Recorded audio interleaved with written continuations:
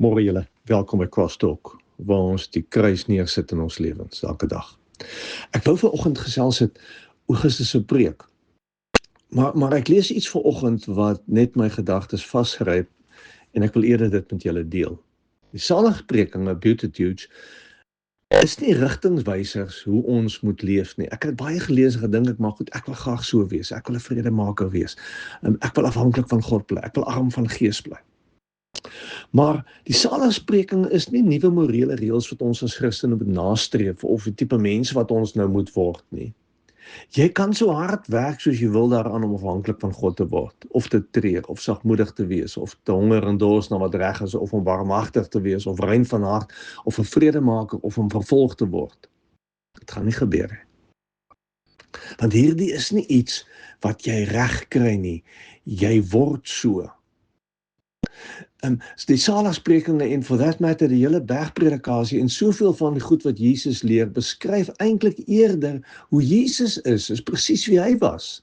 Dat hy selfs aan die kruis, toe dit met hom die heel slegste gaan en mense die heel slegste aan hom doen en hom doodmaak, hy nog steeds nie terugslaan nie, maar uitreik, omgee, afhanklik bly van sy Vader.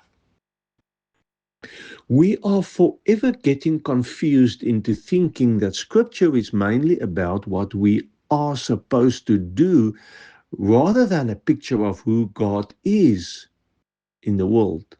Luister weer hierna.